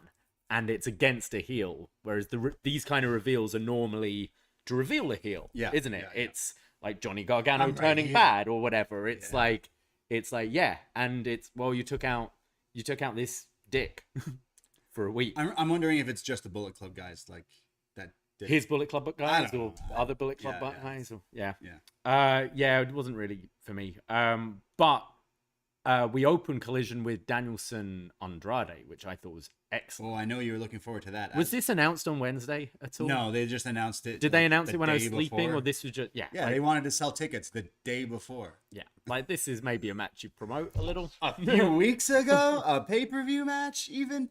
I do think there was some stuff left in the tank for these guys. They went maybe like 15 minutes and it ended up with a roll-up with Danielson winning. But I think if given proper time and maybe a story down the line, this is a way bigger match. But I'm happy that we got it here. I think they fought once in WWE, if I'm mistaken. Oh, on a SmackDown. Yeah. During that was really the only notable thing he did in WWE after NXT was his like SmackDown run with Andrade doing some good matches. With Rey, yeah, exactly. Like so as soon as they announced this, I was like, yeah, this is great. And I totally watched this before recording today, and it was really good. Obviously, Andrade is a fantastic wrestler. I'm wondering what's happening with him. It kind of sounds like he's just chilling before he goes back to WWE. He's very start-stop in AEW, isn't he? Yeah. Like, he hasn't really had that many meaningful feuds. He's had some good matches. They're positioning him as a babyface right now, but he's not really got anything to fight for. Yeah. You think he's going back to WWE? I think so. What's his contract? Like, if his wife is over there and everything, that makes a bit more sense. But I just feel like he's just been kind of chilling here, and he hasn't had a match that's hit as like well, obviously as the Johnny match from NXT, but like this one was really good, but it wasn't like he's had some good matches, like had the Darby matches, the Cody matches, but as I said, there's never any follow up. Yeah. He has like this like 4-week stint of a little mini feud, and then vanishes. Because I would like to see this match again. I thought this was really good, and he's such a good wrestler, but it's like, what else can you do with him, really? I don't know. Like a heel Andrade against an MJF would be interesting to me and stuff like that. Yeah, but like watching this, he wasn't even a heel. They did like the respect. Oh no, angle. he's been a babyface since the Malachi Black feud. So like what? And then later in the show, Roosh and his boys, they got their faction, and I'm like, oh wait, so Andrade is not an LIJ anymore. So like, no, wait, he left what? them. Yeah. So like, what's going on? Kind of weird. So and Roosh is just waiting in the wings for. They've been running these vignettes for a little. Yeah, bit. I kind of like them though. He's pretty scary. Yeah. I'm kind of, you know what? I'm kind of mad that he's not just still with Andrade, because the two of them, I guess it's just putting them in a team, but there's 3 of them in that team, right? Drillistico and Preston Vance, Harry Kane. Yeah, Harry Kane. I feel like there could be some good that come out of that, but what do we do with Andrade? Yeah.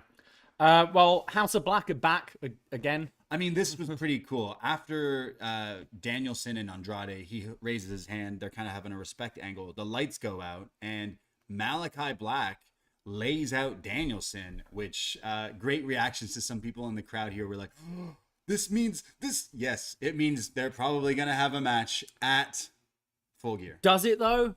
Or Danielson and 6 of his friends is versus it Daniel? Malachi is it BCC against these guys in a trios, which is so they interfered 3 times in the night? The first one was just him and Danielson, which, call me silly, but I imagine that is the pay-per-view. So Malachi went on he went live on something the other day and was saying like, I don't know why Tony Khan doesn't book me in singles matches. Right. Basically, he was kind of airing a few grievances there.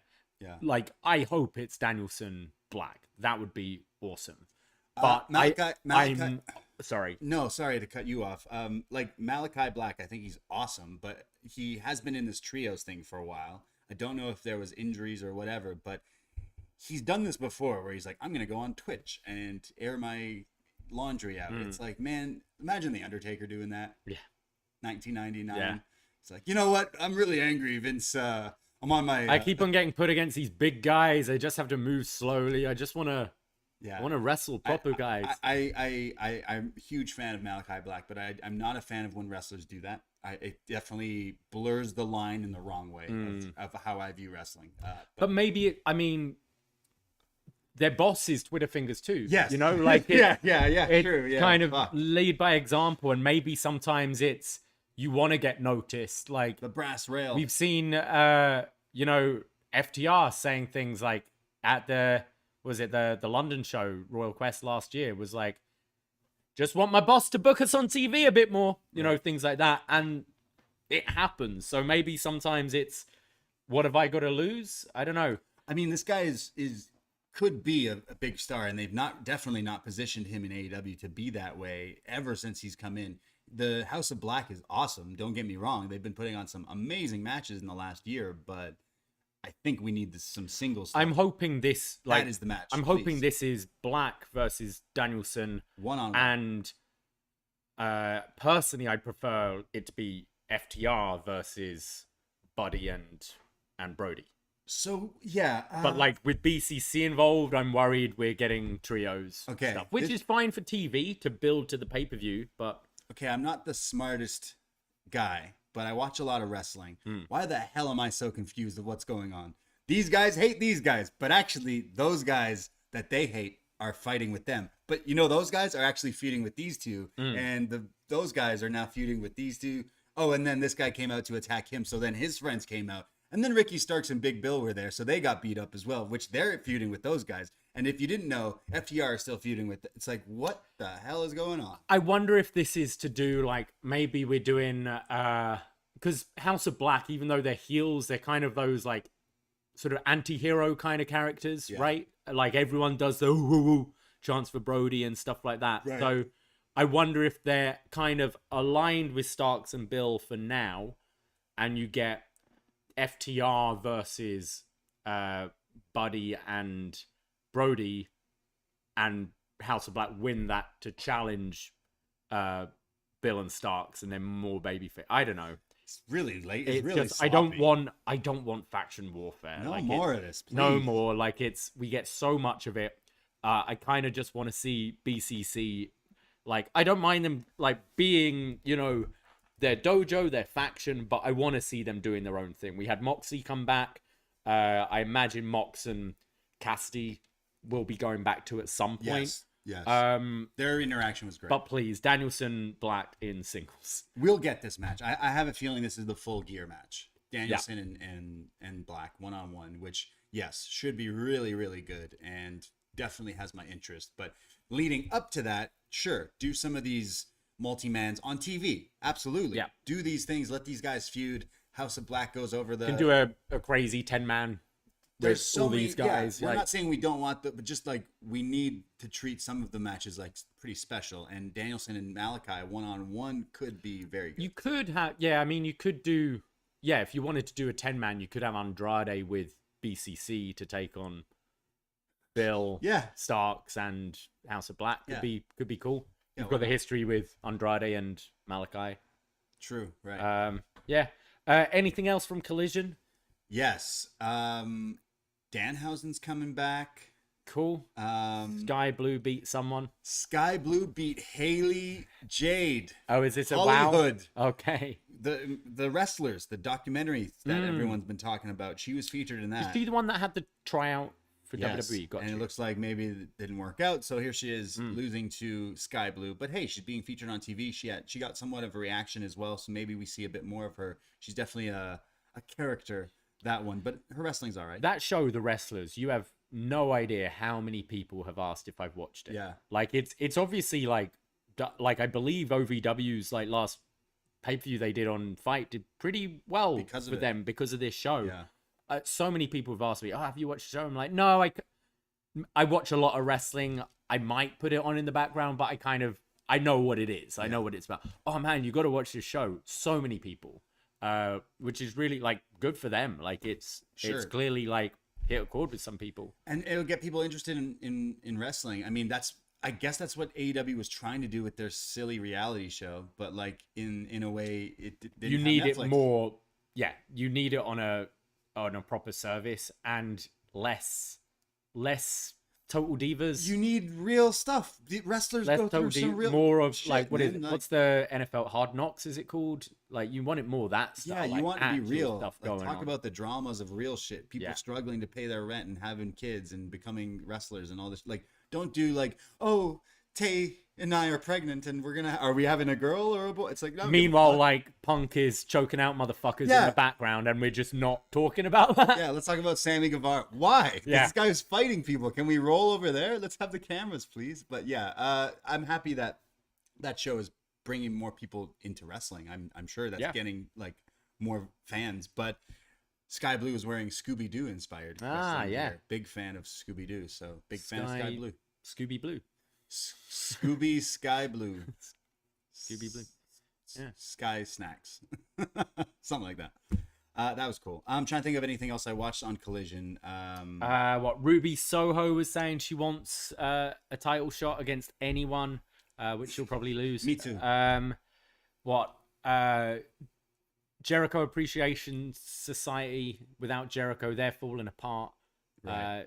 Apparently, apparently. Menard made some jab about Garcia's dancing or whatever. I didn't know these guys were fighting. I don't know what's going on. Hey, did you know there was a Battle of the Belts? Yeah, I did not watch this. Who won? I assume Orange Cassidy dropped the belt. Did he? Yeah, John Silver. John Silver, right? Yeah. Hook is still FTW champion, I'm imagining. Okay, so I assume that was on the line. I don't even know. Who knows? I couldn't tell you, but I could tell you that after Orange Cassidy retained the title from John Silver, he cut a promo saying he's tired of these John Moxley and his BCC gang. So he challenged Brian Danielson and Claudio to a tag team match on Dynamite. And he's like, I'm going to bring my friend Okada. Sorry, this is against Danielson as well? Yeah. Holy shit. Okay. Orange Cassidy and Kazuchika Okada versus Brian Danielson and Claudio Castagnoli on Wednesday night on Dynamite. Jesus. So, yeah. All right. We going? Where's this one? Philly. It's Philly. Okay. Yeah, sure. Why not? Yeah. Oh, you know what? I really liked Eddie Kingston's promo as well. Yes, after losing to Jeff Jarrett. In that Memphis street fight, Right. which was pretty fun. Yeah, like I loved the line about please don't, what was it? Please don't bring your beautiful mother, not because I don't want her to see you get beaten up, but I don't want to see her being disappointed in you or something like that. And it was fantastic. So he's fighting Jay Lethal, I guess? I assume it's the final battle.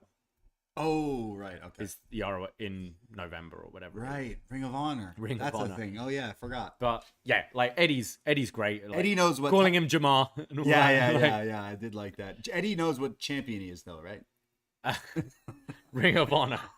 I keep, it's weird because this Ring of Honor title feels less than the Ring of Honor TV title that Joe's been holding forever. Yeah. Like, I keep on thinking Joe's just the guy there. It's like, no, it's Eddie. But yeah. Has he still got his New Japan Openweight Strong Featherweight Championship? What's the name of this belt again? I am the IWGP champion. Eddie, no. Eddie, you're not.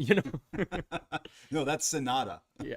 Oh, fuck. Jesus Christ. Yeah, we got that to look forward to. Yeah, you know what? There was some good stuff on Collision, including that Danielson match, but there is I definitely cherry pick if I'm watching Collision the next day, whether I'm out or I'm working on Saturday.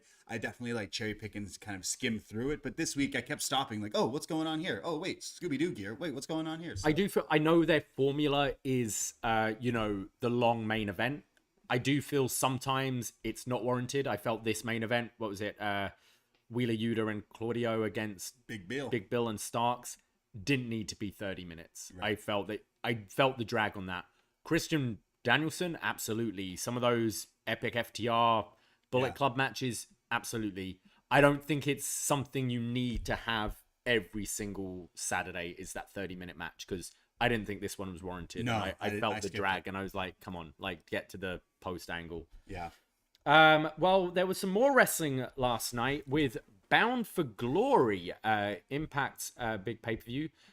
Some bits of news coming out of it, but I know you had a chance to watch the Speedball Mike Bailey versus Will Ospreay match, a match postponed from multiverse of matches or whatever it was while ago, Mania weekend, when Ospreay was injured. But yeah, who'd have thought it? These two put on an absolute stinker. Yeah, I can't believe Will Ospreay got me to watch Impact Wrestling at their WrestleMania of pay-per-views. Is it this one, or is it Slammiversary? Which one is their big Both. one? Okay, cool. No, I thought this was fantastic. This match was great. Will Ospreay is just insane, man. He's having an incredible run. Oh, yeah. And I don't know how anyone could pick anyone else as Wrestler of the Year so far, because this run, this summer is just this whole year. It's just been crazy, huge man. Matches he's had. And this one delivered, if not over delivered.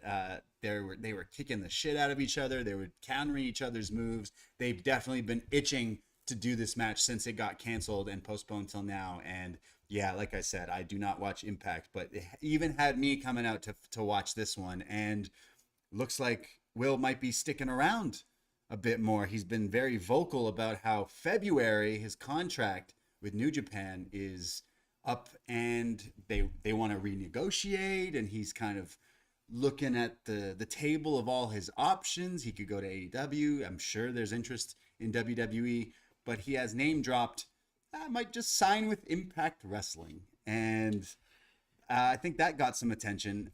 They've also now had a kind of confrontation with Ospreay and their Impact champion. No, sorry, Josh Alexander. Okay.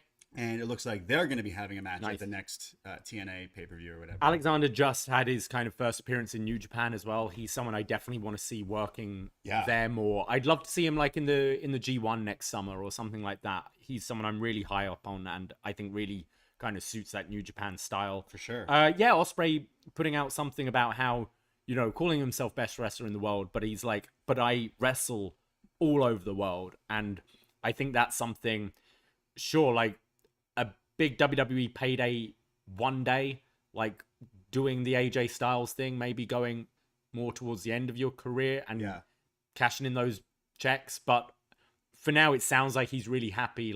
My deal right now, I can work AEW, I can work Impact, I can work Rev Pro, I can work New Japan. I can just do all these dream matches in a year and just build up this huge resume of incredible matches. Which he already has, year by year. Which he already has. But obviously, if you're...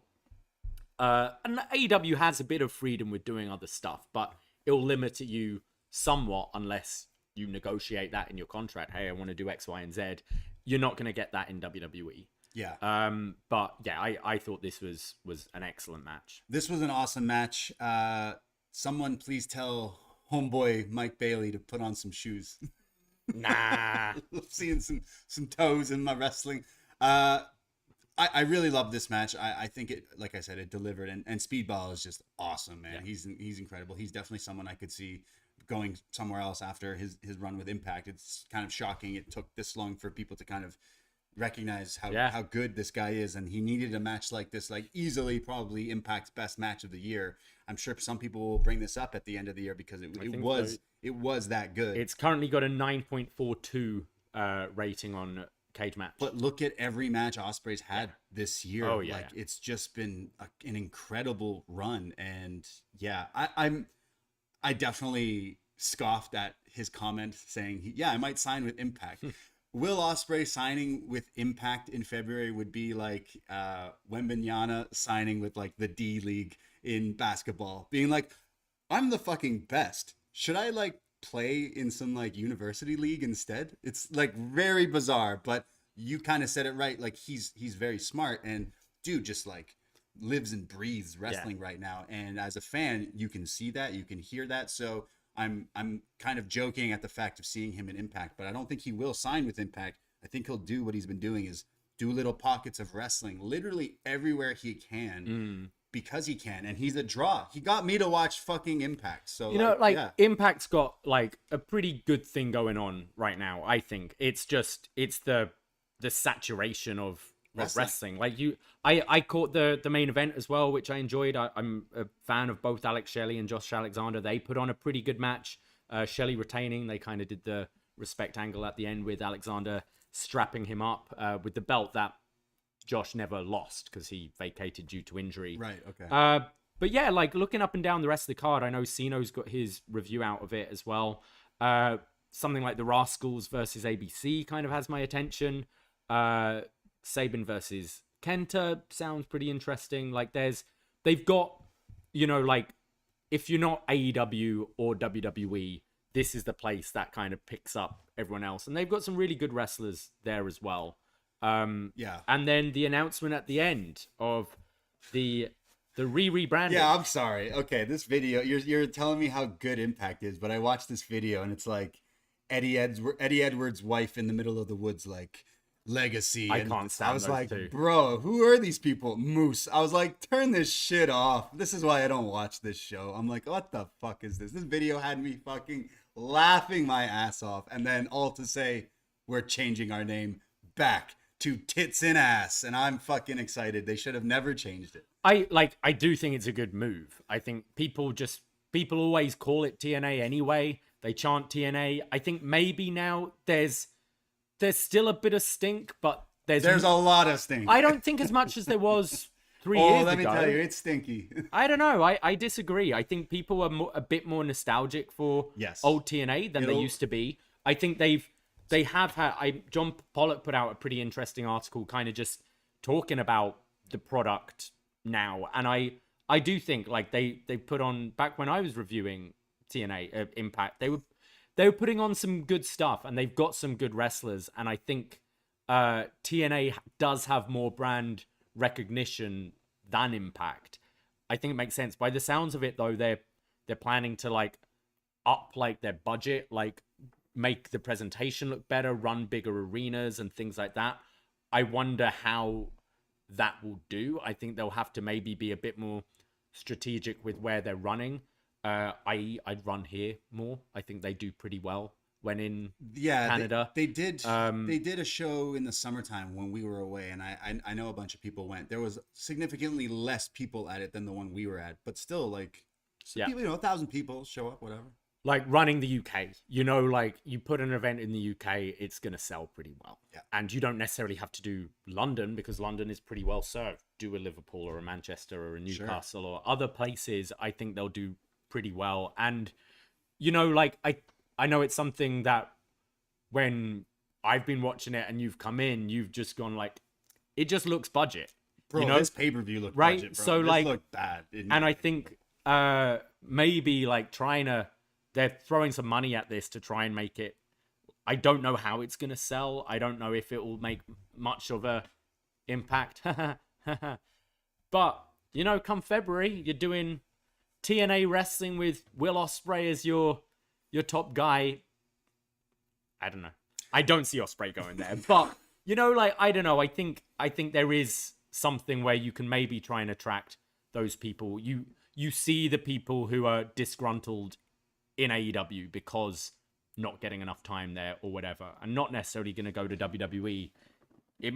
It's going to be a landing spot for a lot more people, and maybe a more interesting people than your Frankie Kazarians who've been going there, the disgruntled AEW in the past. It's the land of misfit toys. Yeah. Is what it is. Like, more so than AEW, definitely. As someone who's not watched it in a long time, who then checked out the pay-per-view, it still looks the same way it's been looking, except they had the best wrestler in the world in a match. And I was like, that's weird. It's the same way I felt when Kenny was doing the run there. I was like, that's strange. They must be like, hey, we'll throw a shit ton of money at you to get some new eyes, which is very smart promotion here. Having Will Ospreay on the show is smart. Teasing for his next match. Very smart. And maybe you need to do more of that. Just promote more dream matches. You have your regular card with your storytelling, and you throw in just a random dream match every pay-per-view. Because like there is some talent in there, but for someone like me who checks in every now and then, hey, they come to town, we'll go, we get some tickets given to us, we're like, yeah, let's go check it out. I'll be like, oh, Ace Austin, this dude's lit.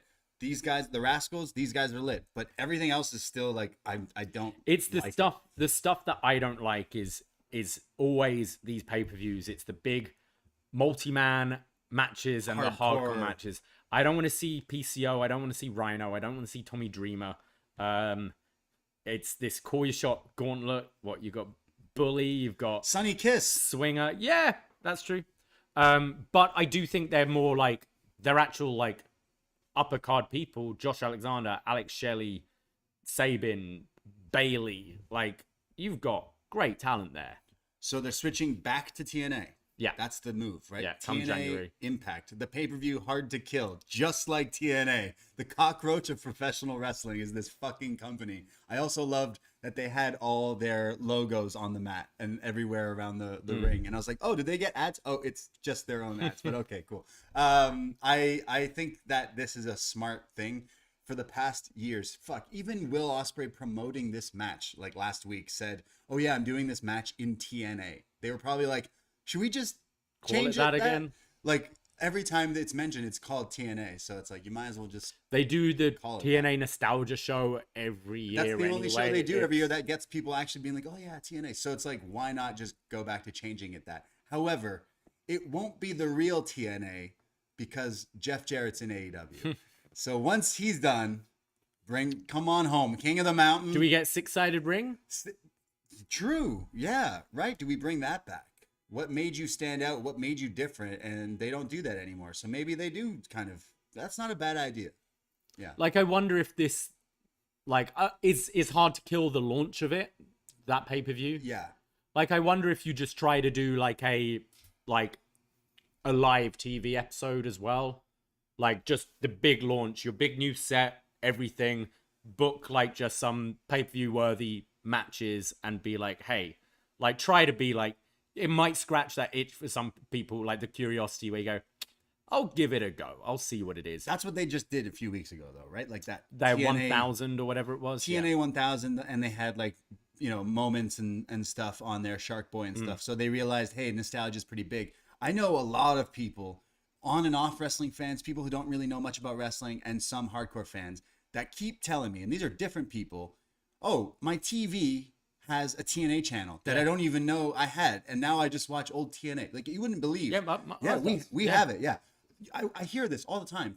Listeners will message me. Oh, I started. Look what I'm watching. TNA Destination X is on or whatever. I'm like, that's crazy. That's smart that they have this random channel that's only playing that on whatever smart TVs and stuff. I mean, that's what pretty much Fight TV is now anyways, just Impact. But like, hey, there is a tape library of like a lot of stuff there, and people do, you know, I watched it. I loved watching TNA back in the day. So it's smarter. The problem is, and that's what they're fighting with, is there's just so much wrestling out there, and you've got your John Cena's of the world, who are your diehard completionists who will watch everything. Yeah. And then you've got like other wrestling fans who are like, we kind of just get our fix every week with what we got, and sure, I'll cherry pick because you're booking Ospreay versus Bayley, but you're not gonna get me watching 2 hours every week just because lack of time. And I watch the other stuff. Like I barely fit in Collision every week, you know, so it's difficult. But I am interested to see how it does, and whether it improves because of that. Yeah, no, absolutely. I it's wrestling. I'm a fan. I want more people to be fans of wrestling and everything, but it's a smart move for them. And I mean, I checked out their stuff this week because Ospreay versus Bayley, and it definitely delivered. It was an amazing match. So, I mean, maybe they're like, hey, let's make some strategic moves and try to get on this bubble of the bubble of wrestling's big right now, and they haven't moved an inch in it. So it's like, okay, well, maybe we need to make some changes.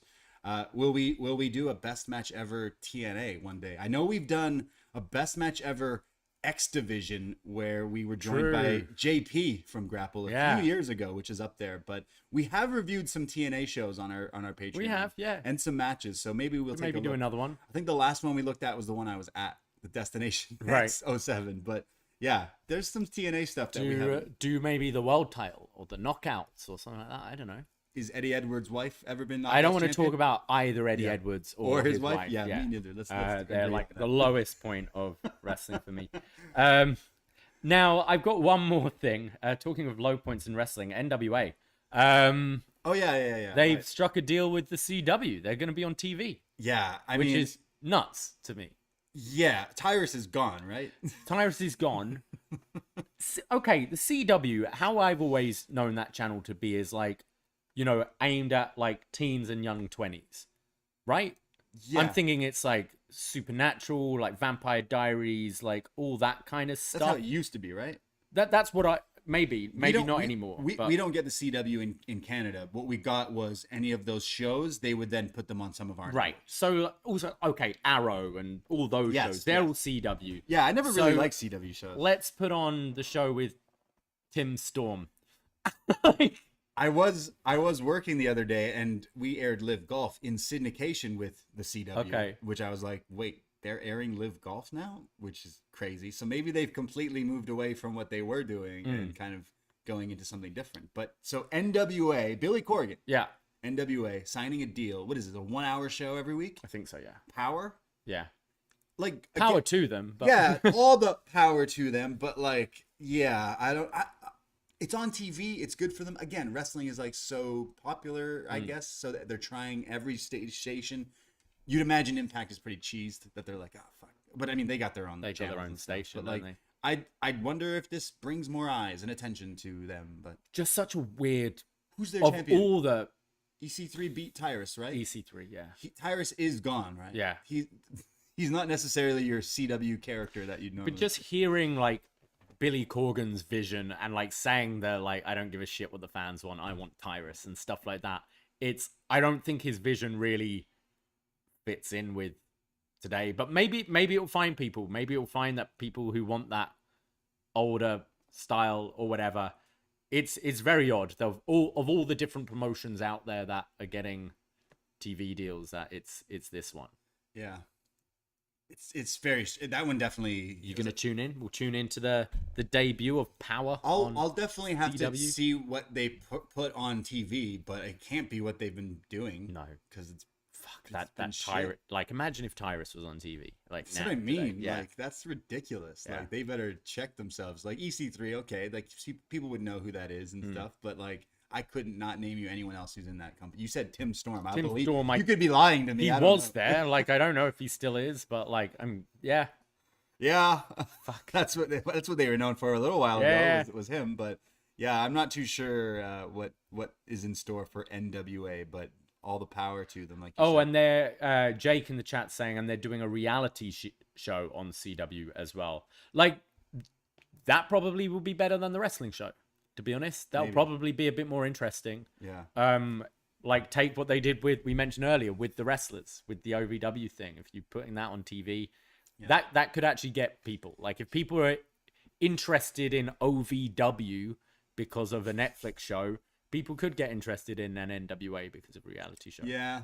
I know he's been doing Smashing Pumpkins shows where he's been bringing out wrestlers, and people have been like, what the fuck's going on with this guy? So yeah. The world is a vampire. Alrighty. Well, I think that brings us to an end. Is there anything else on your mind? Shout out to Hot Ones. I yet to watch the Mick Foley one. I just saw that. But it is out. Okay. So Mick Foley on Hot Ones is out, so I'm definitely going to be checking that out.